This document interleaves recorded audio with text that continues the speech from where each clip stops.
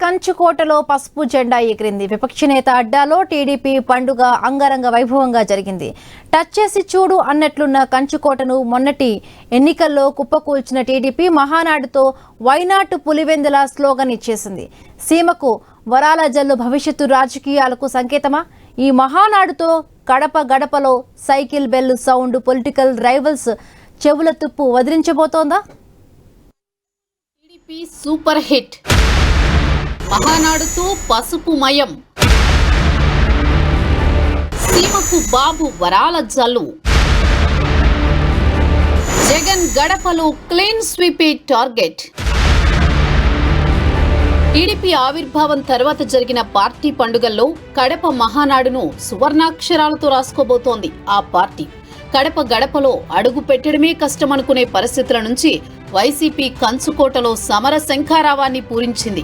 మొన్నటి ఎన్నికల్లో విపక్ష నేతను ఆయన సొంత జిల్లాలోనే దెబ్బకొట్టిన తెలుగుదేశం ఈ మహానాడుతో తన తదుపరి వ్యూహమేంటో చెప్పేసింది. అది కేవలం పార్టీ ఉత్సవం కాదు, భావోద్వేగ దృశ్యం.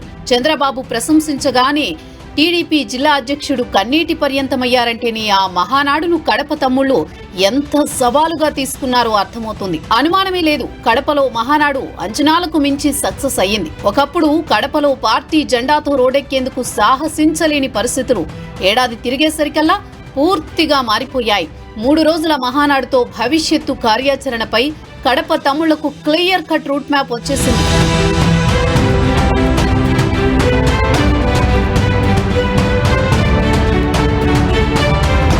టీడీపీ ఆవిర్భావం తర్వాత కడప నగరంలో మహానాడు నిర్వహించడం ఇదే ఫస్ట్ టైం. ఈసారి కడపని వేదికగా చేసుకోవడం వెనుక ఎంతో వ్యూహం ఉంది. వైసీపీ అధికారంలో ఉండగా వైనాట్ కుప్పం అంటూ చంద్రబాబు నియోజకవర్గంపై గురిపెట్టింది వైసీపీ. అసెంబ్లీ ఎన్నికల్లో సూపర్ స్ట్రైకింగ్ రేటుతో అధికారంలోకి వచ్చిన టీడీపీ కడపలో ఏకంగా 7 సీట్లు గెలిచింది. వైసీపీ అధినేత సొంత జిల్లానే మహానాడుకు వేదిక చేసుకుని ఈసారి తమ టార్గెట్ పులివెందులే అని చెప్పకనే చెప్పింది.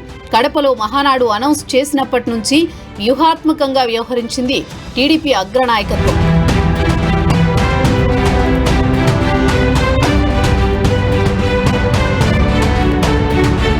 ఒకదంపుడు ఉపన్యాసాలు లేవు, ఎవరు మాట్లాడినా మహానాడు ఎజెండాతోనే.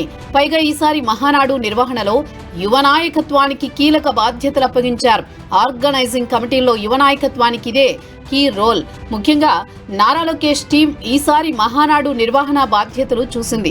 విపక్ష నేత సొంత గడపలో తొలిసారి జరుగుతున్న మహానాడు కావడంతో ఎక్కడా సమన్వయ లోపాలు తలెత్తకుండా జాగ్రత్తలు తీసుకున్నారు. ఎక్కడికక్కడ వాలంటీర్లకు బాధ్యతలు అప్పగించి పోలీసులతో సమన్వయం చేసుకుంటూ భారీగా తరలివచ్చిన పసుపు దళానికి ఎక్కడా ఎలాంటి ఇబ్బంది కలగకుండా చూసుకున్నారు.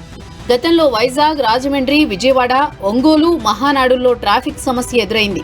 కానీ ఈసారి దానికి అవకాశం ఇవ్వకుండా పక్కా ప్లాన్ తో జరిగింది కడప మహానాడు. వేదిక ఏర్పాటు నుంచి వందన సమర్పణ దాకా ఎక్కడా ఏ లోపం జరగకుండా చూసుకుని సంస్థాగతంగా పార్టీ ఎంత పటిష్టంగా ఉందో మరోసారి చాటి చెప్పింది టీడీపీ. అన్నిటికంటే మించి కడప రాయలసీమ అభివృద్ధికి పెద్దపీట వేసేలా నేతలు ప్రసంగాలు సాగాయి. కడప స్టీల్ ప్లాంట్ పనులు మరో 10 రోజుల్లో మొదలు పెడతామని మహానాడు వేదికగా స్వయంగా ప్రకటించారు టీడీపీ అధినేత చంద్రబాబు.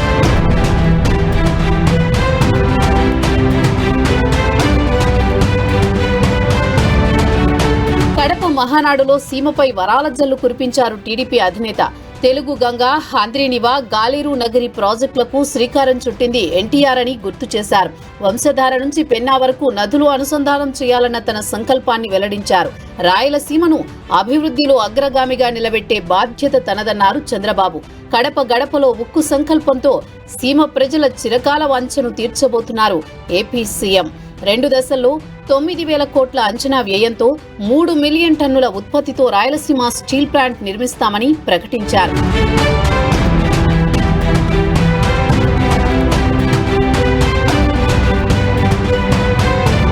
గండికోటను పర్యాటకంగా అభివృద్ధి చేస్తామని, అక్కడ శ్రీకృష్ణదేవరాయలు విగ్రహాన్ని ఏర్పాటు చేస్తామని మహానాడు వేదికగా ప్రకటించారు చంద్రబాబు. శ్రీశైలం, తిరుపతి క్షేత్రాలను మరింతగా అభివృద్ధి చేస్తామని ప్రకటించారు. ప్రభుత్వం ప్రతిష్టాత్మకంగా భావిస్తోన్న పోలవరం, బనకచర్ల నదుల అనుసంధానంపై మహానాడు సాక్షిగా భరోసా ఇచ్చారు.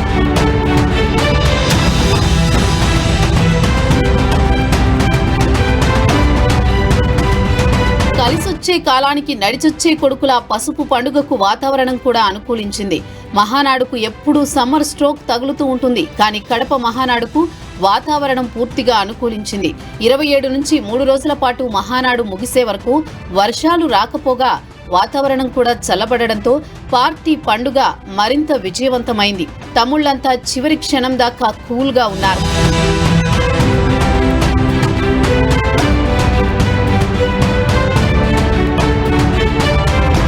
మహానాడులో అన్నిటికన్నా అన్నగారి ఏఐ స్పీచ్ అందరినీ ఆకట్టుకుంది. తెలుగు జాతిని ఉద్దేశించి నందమూరి తారక రామారావు ప్రసంగం పార్టీ శ్రేణుల్లో జోష్ నింపింది. తెలుగుదేశం ఆవిర్భావం నుంచి నేటి వరకు ఆంధ్రప్రదేశ్లో అమలు చేసిన పథకాలు, సాధించిన అభివృద్ధి గురించి ఏఐ ఎన్టీఆర్ ప్రస్తావించారు. తాను ప్రారంభించిన పథకాలను గుర్తు చేస్తూ చంద్రబాబు నాయకత్వంలో రూపుదిద్దుకున్న సంక్షేమ పథకాలపై దివి నుంచి ఆయన స్వయంగా దిగివచ్చి ప్రశంసలు కురిపించినట్లు దీన్ని ప్లాన్ చేసుకున్నారు. నీ ఇంటికొస్తా, నీ నట్టింటికొస్తానని ఓ సినిమాలో బాలయ్య తొడగడతాడే, విపక్ష నేత సొంత గడ్డపై టీడీపీ మహానాడు కూడా అదే రేంజ్